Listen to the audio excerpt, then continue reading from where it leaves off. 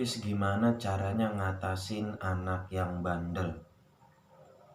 Baik anak yang bandel atau nakal. Dalam kamus KBBRI, nakal artinya anak yang selalu melakukan sesuatu yang kurang baik, tidak menurut, atau suka mengganggu dan lain-lainnya. Dalam undang-undang tidak ditemukan arti daripada anak nakal. Bahkan dalam kasus pidana, jikalau seorang anak melakukan narapidana, maka dia tidak akan dipenjara karena dia akan dapat perlindungan anak. Bahkan dia hanya dimasukkan ke ruang polisi selama 7 hari atau maksimal 8 hari. Itu bukan dipenjara, tapi hanya untuk dimintai keterangan saja. Nah, baik seorang anak, anak adalah titipan dari Allah Subhanahu wa Ta'ala yang mesti kita jaga dan kita didik dan kita rawat. Oleh karenanya anak itu adalah titipan yang mana suatu hari dia akan hidup mandiri dan terlepas dari orang tuanya. Oleh karenanya kita selaku orang tua harus membekalinya akan ilmu dunia dan akhirat. Itu penting sekali. Oleh karena saya akan membahas dalam 2 aspek. Yang pertama aspek psikologi pendidikan, dan yang kedua aspek agama baik Quran dan hadis. Nah, dalam aspek psikologi pendidikan, cara mendidik anak adalah yang pertama pahami dulu arti dari nakal itu sendiri. Dalam Islam, anak nakal itu tidak ada istilah itu. Kata Nabi Muhammad SAW, kullu mauludin yuladu alal fitrah. Setiap anak yang lahir itu dalam keadaan fitrah, suci atau bersih. Fa'abawahu yuwahidanihi au yunasiranihi au yumajisanihi. Maka tergantung orang tuanya, apakah mau dijadikan Yahudi, Nasrani, atau Majusi, penyembah api, atau Islam, atau menjadi anak yang soleh atau soleha. Maka itu tergantung kedua orang tuanya. Itu yang pertama. Yang kedua, penuhi tangki hati anak itu dengan kasih, sayang, dan cinta. Sebagaimana dalam hadis Rasulullah SAW, uhibbus sibyan warhamuhum fa iza wa'adtumuhum fafulahum fa innahum la yarawna ila annakum tarzukunahum. Kata Nabi artinya, cintailah olehmu anak-anakmu, kemudian sayangilah mereka. Apabila kalian berjanji kepada mereka, maka segera tepati janji tersebut.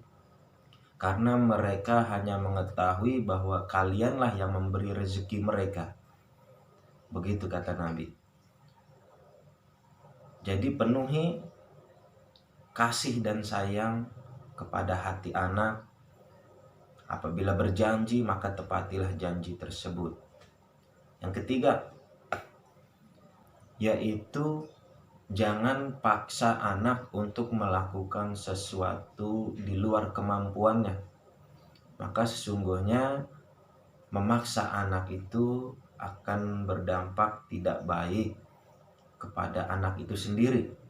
Misalkan masih anak-anak tapi sudah disuruh belajar mobil, maka akan digandrungi rasa ketakutan dia, gemeter badannya, karena dia tidak sanggup melakukan sesuatu yang tidak dia mampu. Kemudian keempat, perhatikan lingkungan dan pergaulannya. Jadi lingkungan dan pergaulan menurut pakar psikologi pendidikan mempengaruhi karakteristik anak sebesar 80% besarnya. Jadi sangat besar sekali. Oleh karenanya kita harus mengenali lingkungan anak, teman-temannya, siapa aja, kita harus tahu mereka. Sebagaimana sebuah contoh, ada jeruk busuk satu dengan jeruk yang bagus 7 buah.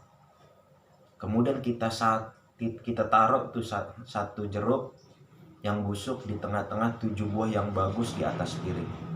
Kemudian kita diemin selama 7 hari 7 malam. Baru kita tengok setelah 7 hari apa yang terjadi. Maka jeruk-jeruk yang bagus itu terkena pengaruh menjadi busuk gara-gara jeruk satu yang busuk. Nah, oleh karenanya pergaulan itu penting. Lingkungan perhatiin. Kemudian yang kelima, berikan teladan yang baik kepada anak. Jadi anak itu butuh contoh atau panutan. Apa yang dia lihat, apa yang dilakukan oleh orang tuanya, maka itulah yang dia lakukan.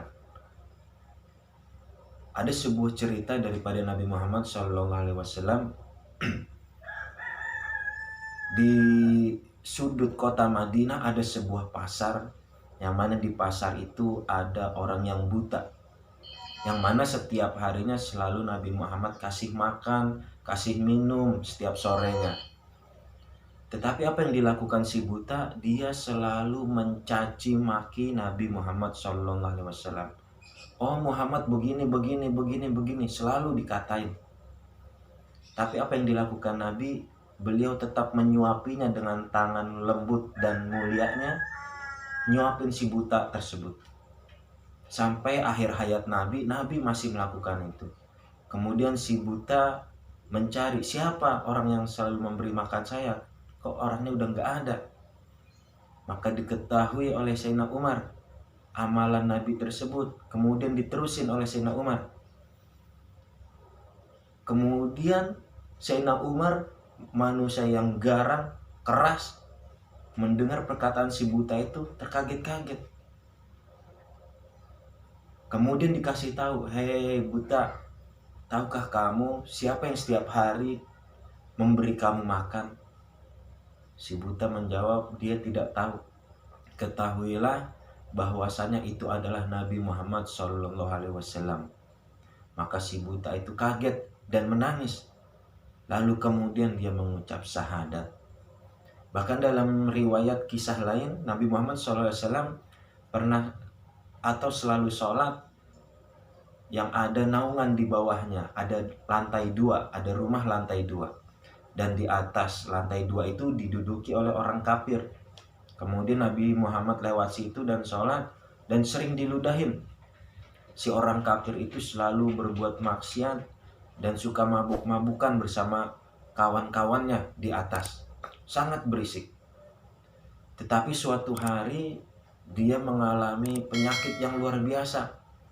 Dan tidak ada satupun dari sahabat karibnya yang menjenguknya. Tetapi Nabi Muhammad SAW malah nyamperin dia, memberi doa dan ngasih besek buah-buahan dan minuman. Maka tersentuh dia, menangis. Wahai Muhammad, ketahuilah, sahabatku, kerabatku tidak ada yang menjengukku selama aku sakit ini. Tetapi engkau yang aku benci malah menjengukku dan mendoakanku. Ketahuilah bahwasanya aku beriman dengan Tuhanmu dan engkau adalah Muhammad, Rasul Allah dan utusannya. Dan akhirnya dia pun masuk Islam.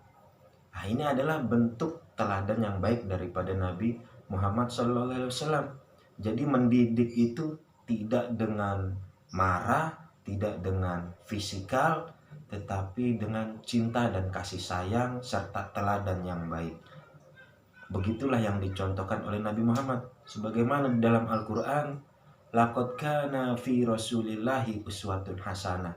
Sungguh di dalam diri Rasulullah SAW itu ada uswatun hasanah, suri teladan yang baik.